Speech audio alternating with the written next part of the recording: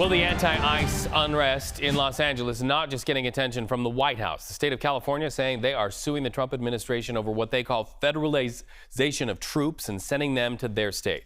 So some lawmakers on Capitol Hill are citing the protests as a reason to pass the president's so-called big, beautiful bill as a way to step up and pay for those immigration crackdowns. Take a listen. Rioters acting on the words of politicians like AOC and Hakeem Jeffries are trying to stop this effort by burning storefronts and endangering the lives of patriotic law enforcement officers. The contrast could not be any more clear. Time and time again, innocent, hardworking Americans have been harmed by the failed leadership of Democrat governors like Gavin Newsom. President Trump was absolutely right to send in the National Guard and to clean up for the governor's failures. And see one more example why we need to pass the one big beautiful bill and why we need to get it to President Trump's desk as soon as possible.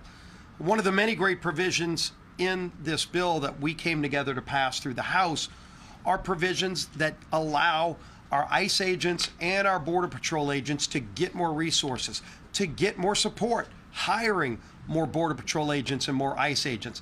Frankly, it's one of the reasons that every single Democrat voted no on the bill, because they want open borders. They want the chaos and the mayhem that comes with sanctuary cities and sanctuary states that we've been standing up against. So let's bring in CBS News congressional correspondent Caitlin Huey-Burns. Caitlin, in a figurative sense, it's almost like they're harnessing the Santa Ana winds there in Washington, D.C. to try to push forward this so-called big, beautiful bill.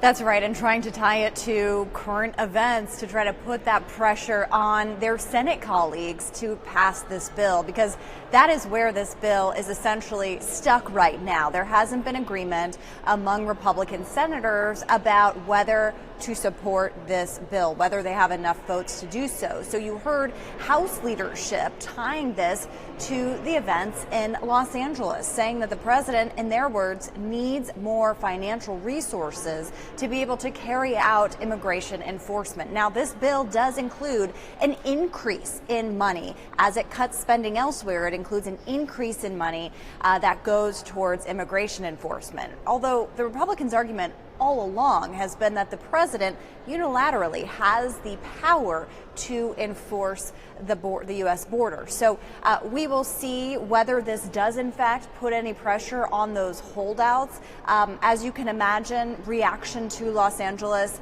has kind of broken down along party lines up here on Capitol Hill. The national messaging that you're seeing from the parties is what we're hearing from lawmakers as well. So Republicans largely supportive of the president's move to move the National Guard to California, but whether it moves votes on this bill remains to be seen.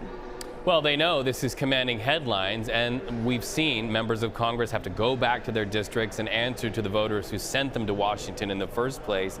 It makes sense that they are trying to use these current events to see and test the waters with the people who gave them their jobs in the first place, to see if it can actually tip the needle in favor. While we have you, I got to ask you, CBS News has learned that Republican Senator Josh Hawley is going to introduce a bill to raise the minimum wage. Certainly a lot of people who are struggling to get by in this economy are going to be happy about that. What does he want to see it raised to, and is it going to have support? Yeah, and this was exclusive reporting that we had this morning, and Josh Hawley's office shared this legislation with me, and their idea is to raise the minimum wage federally to $15 an hour and also include subsequent adjustments over the years to account for inflation. Now, the $15 an hour minimum wage has been something that has been supported largely by Democrats, and if you think of Josh Hawley, he's anything but a liberal member of Congress. He is a very conservative Republican senator from the state of Missouri. So this was extremely striking to me, the fact that he is essentially bucking Republican orthodoxy on this issue. Republicans have long believed that this is an issue best left to the states. They don't want an increase in the federal minimum wage because they're concerned about the impact it could have on businesses, whether that could raise prices on consumers and the like. So this has been an issue so far settled by states. And in fact, in Hawley's home state of Missouri, they raised the minimum wage to $15 an hour. And so he's hoping to replicate this at the national level. So he's teamed up with a very liberal Democrat from Vermont, Senator Peter Welch. And this really aligns him more with liberals than it does with conservatives. But the idea behind it is that we've seen a shift among working class voters leaving Democrats and moving towards Republicans in the Trump era. And Hawley has been kind of out on the forefront trying to embrace this shift and proposing policy to kind of back that up. So you may remember, Reed, that he came out several weeks ago warning his party about cutting Medicaid.